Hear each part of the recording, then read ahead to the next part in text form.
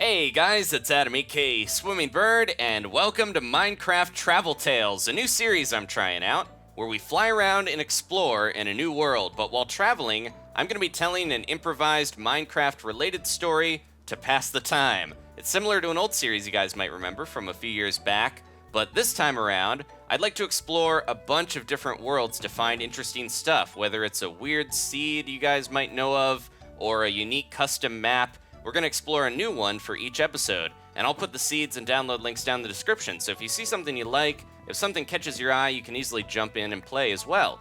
So it'll be kind of like a bizarre Minecraft travel show. You'll see some cool stuff, beautiful sights like this ocean monument here, and I'll try to create something resembling a coherent, cohesive story for you guys. I know a lot of Minecraft stuff is so ingrained in all of our brains at this point that I think it'll be fun to see if I can still survive with this added challenge distracting my mind. So for the first episode, we are in a vanilla custom preset. This is Mountain Madness. I put the sea level down to 11 so that we could find this cool deep ocean here that's basically like a deep canyon and has an ocean monument I'm going to check out in just a second.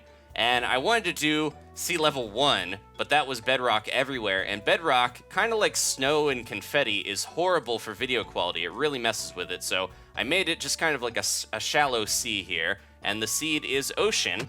Now, to get around in a more exciting and quicker fashion, I've got these elytra wings on with mending. And I'm also using the jump boost power from my Dragon Boy series. If you've watched any of that, you probably know this power, where if I sneak for just a second, it gives me this huge leap up, which is perfect for gliding long distances. And this will be included in the map. Also an option if you don't want this much power between your toes, then you don't have to use it. But I'm going to put that in there, and if you're curious about how it works, I did do a behind-the-scenes video for all the Dragon Boy powers. So here we go. Before we jump onto that monument, I'm going to craft a few things to prepare, and we'll head out. Now, for this first story idea, I went and talked to my girlfriend Danielle. I said, give me a word. Pick a word any word at all, like a strange magic trick. And she said cat. And then I completed the phrase by just rhyming, and I said at bat. So this first story is going to be called Cat at Bat, and it goes a little something like this. Excuse me. It was a dark and stormy evening at the field. The Bats Ball is the name of the game. That is the name, it's always been that way. And if you ask anyone, that's what they'll call it.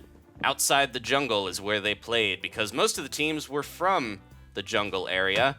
They were cats, after all, ocelots for the most part. The home team were the Cocoa Bean Killers, and they were the reigning champs. They were from the jungle edge. They were a little scarier, a little edgier than most of the ocelots. Their fangs and claws a little sharper than most. And they were playing against the favored team to win, to finally get that win. The Podzol Paw Pads. They were from the Mega Taiga. You don't usually see cats from that region popping up in these championship game battles in the sports ball arena. But this time they were here, and they were putting up a fight. They were just, wiggling this way and that. They could not be found by the killers. It was very tough. It's the bottom of the 12th right now when we're starting our story, making it very, very intense. The runs are tied up. The walks are untied, though, and a lot of the players were tripping. So they said, hey, let's take a timeout here. Let's just get out of here. We're not going to get anywhere by tripping all over the place. So they decided they were going to take a timeout. All of the players went back to the dugout where all the dogs hang out, and it's a very scary place, but that's the only place where you can talk to your coach. And the coaches, of course, they know best. Now, up to bat was Mitts. Mitts was the star player of the Paw Pads. He was a normal cat. He was domesticated, but he didn't have an owner. He didn't know who his parents were, but that made him the perfect protagonist for our story. He was an orphan, like so many heroes out there. And he just decided, hey, I'm going to go for this one. It's the bottom of the 12th, the championship battle. Might as well just try something crazy. His full name was Franky Mittens, and they called him Mitts. Franky Mittens. He stepped up to the bats, and it was a pile of bats. In this game, in Bats Ball, you actually use a living bat. It's not cruel or anything because the bats, they get paid as well. They actually get paid better than the players because they have all the risk, So they live in a little pile, and it's really cute. They're all hunched up, and they're probably better friends. They have a better bond than most of the players, but sometimes their wings don't work, so you have to pick the right one to make sure you're gonna get that hit and hit the ball into the goal hole. So Franky, he's lining up. It's only snowballs as well. I should mention that in this game of bats ball, the bats are just hitting snowballs with their faces, and it's a little cold and a little annoying for the bats, but they do it because they get paid the big bucks to do so. So Franky says, "I'm gonna try this. I'm gonna try this here," and he had a little trouble getting his jump going.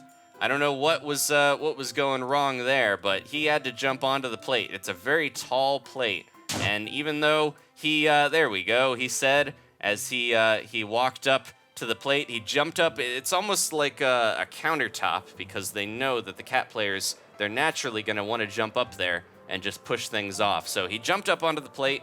He's ready to swing. He's got his favorite bat. Its name is Bart, and he's his. They haven't spoken in 12 years, but he's his best buddy, and he knew that Bart was the one to rely on to get this win. So Franky, he's just hanging out on the Mitts, I should call him. He likes to be called Mitts rather than Franky. He was hanging out at the plate. He was just thinking. He said, Mitts. Bart, we're gonna have to win this one, even if it doesn't seem to work out. We're gonna do our best to win this thing for all the fish in the fish pile. There's a lot of fish at stake, including a big old fish-shaped trophy, which isn't as tasty, but it is pretty cool. So Franky and his buddy, his bat buddy Bart, they were having a bit of a rough time, but things were working out in the end. Despite having trouble at first, I think this inning was the one where Franky was going to bring home all the fish. So he walked up to the bat. He said, "Hey, buddy, we got to win this one for Penelope. Penelope Poppad, the heir to the Poppad fortune. She actually was a self-starter. She made the fortune herself, but she's also the heir. She's her own child. She's the only one in her family. She owns the Podsel Poppads, the team that we're talking about here today. Franky's in love with her. He thinks she's beautiful. She's so brilliant. She started her own business and everything. So he is just, he's looking to impress her a little bit. He knows that she might not go for a rough and tumble cat such as he, but he's trying his best here to make her proud and bring home the win for the Podsel Poppads. Back at the Taiga, things were tense. People were talking about what was happening. They were finding cool stuff, and they were distracted from the game a little bit, but they got back to it. They said, "This is a crazy game. Look at how high the score is." And there's a lot going on here. So the home fit. Let's get back to the game though. Let's stop talking about the people at home.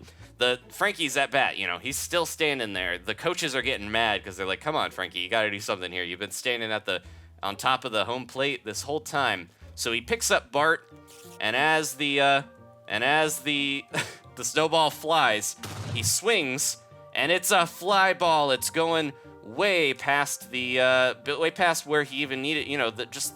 The par for how far he had to hit it was not actually that far. So Franky, an overachiever, trying to impress Penelope or Petunia.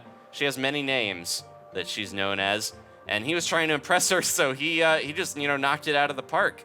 But there was a rival cat.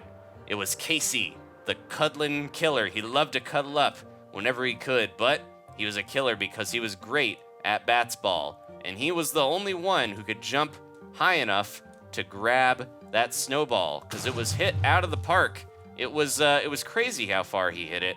It was just over the moon and through the woods to Grandma's house. It went all the way over to where no one could even see it except for Casey. He has an eye for these things. He's been playing many years in the old league, the Bats Ball League, so he knows exactly how to get him, how to catch him, and how to keep him. So he says, "Hey, I'm gonna try my best here to make that jump," and he made it. He made it, and the fans go wild. Everyone's cheering as he made the jump, and he caught the snowball midair. And that means Franky only has 7 outs left. Things are looking dire for Franky. He's still up at bat, even though his snowball was caught. He's still in a good position. He's got plenty of time here to figure out where he's going and make sure that it's the right place, because in life you gotta go to the right place or things are gonna be rough for you. So Franky, he finds himself in a pickle here. He finds himself looking at his bat and questioning, Bart, are you the bat for me? There's some cool other bats out there. Some of them have better bone structure and might hit this snowball a little farther than you. But he's sticking with his friend. He's known him for 27 years. Franky's an old cat. He's not gonna live much longer. So this is his glory days here at this game. He's gonna try his best to make sure that this is a good one to go out on. So he steps up again. He says, Bart, I'm not gonna abandon you, buddy. I know we haven't spoken for 12 years, but I'm not gonna leave you hanging. I'm gonna stick with you. You're my buddy, and we're going all the way to the home plate again when we hit the ball and we run around. That's how bats ball works. You hit the snowball and then you run around for a little bit, and then the judges actually decide if it was a good hit or not. It's kind of up to them, and that means the game could go either way. Bottom of the 12th, Franky's up again. It's Mitts. Mitts is the one who's gonna bring it home for us. That's what they say. But is it true? I don't know. That's what we're going to have to find out. So Mitts gets up to bat. He's looking around. He says, I don't know where I want to hit this thing. Is that there's something cool there that I could hit it to?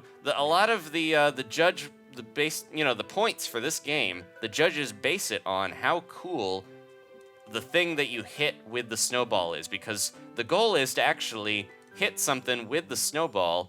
And just, it's almost like humiliating the thing that you're hitting, but it's not a real person or a real animal, so it's okay. They're just, sculptures of political figures and different stuff that's funny to the cats, but we wouldn't really understand it or really get much of the humor.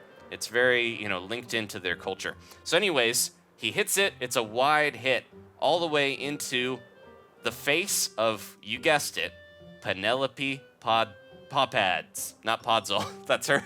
That's a different family. The Podzol cats are they're known for being shrewd as well. But he hits it into the face of his love, the sculpture of her. But he's already broke up inside. He knows that was not a great hit, because he might have gotten many points, because a lot of the judges hate Penelope. But she's just a shrewd business person. He says, that was probably a mistake on my part. I shouldn't have hit it into the face of the team owner. But there's some cool stuff going on. Regardless, we can use what extra skills we have and just show off a little bit here. That's pretty cool, right? Says Franky to Bart, and Bart says, "Hey Franky, get your head in the game. It's not about being cool. Well, it is about being cool in the end, but it's not really about being cool. It's about making sure you can actually do what you're setting out to do." And Franky says, "Don't worry, buddy." Franky says, "Relax. We're gonna get this one. Even if things don't work out right at the start, they eventually work out. It's okay. Everyone's got their own little difficulties in life." So Franky, he hits this one all the way back to the taiga, all the way to where he's. This is the next one here. He hits it all the way to where he was born. All the way to where his mother was born, his father, his grandfather. It's a lineage of distance that Franky managed to hit, and that was enough. The judges says, all right. The judges, they say, all right, that's it. We don't need to see any more snowballs smacked today. No more bats have to get snowballs right in their face, because this is gonna be the one that wins it all. And Franky, he's on the edge of his seat. He's almost dead. He managed to hit one. He jumped up again despite being on death's door, and managed to hit it out of the park. He said, this is a big world. Maybe things are going to be a little weird because of how big this place is and how intensive it is. Even the clouds are looking a little thin to try to make up for how big this world is. And no one got the metaphor that he was talking about, but maybe you guys will. And Franky, that was the last they heard of him. He disappeared. We haven't seen him for 15 years. A lot of people say maybe he's dead. A lot of people say he's a superhero now. But I don't know. It's a story for another time and a legend for another generation. Thank you guys for watching.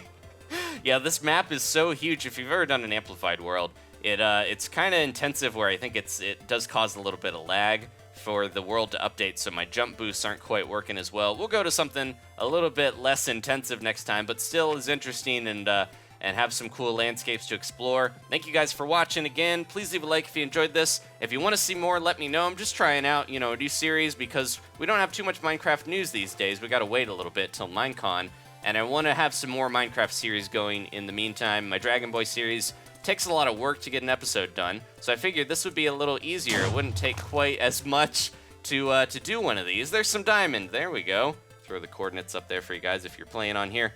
But yeah, let me know if you enjoyed the series. We don't have an iron pickaxe yet, so we can't get it, but it does look cool, and we can zoom in. We are using Optifine. That's why I was able to use my candle, or my torchlight, sorry, and light up an area, a cool feature in the more recent Optifines. So if you have any seed suggestions, any really unique seeds or cool custom maps that would be fun to explore for a little while, let me know. See, if we walk into the darkness, you guys can see this. I'll pick up this torch, or yeah, there we go. It just lights it up, and it dynamically lights it, which that's something that probably slows the game. Well, actually, that's not even really slowing the game down at all. Anyways, there's a skeleton in here. Thank you guys for watching. Please leave a like again if you didn't enjoy it. If you already did, then you're good. I'll see you guys next time for more of these travel tales. Goodbye. Hey guys, it's Adam, aka Swimming Bird, and welcome to Minecraft, a new series where I burn to death immediately. This is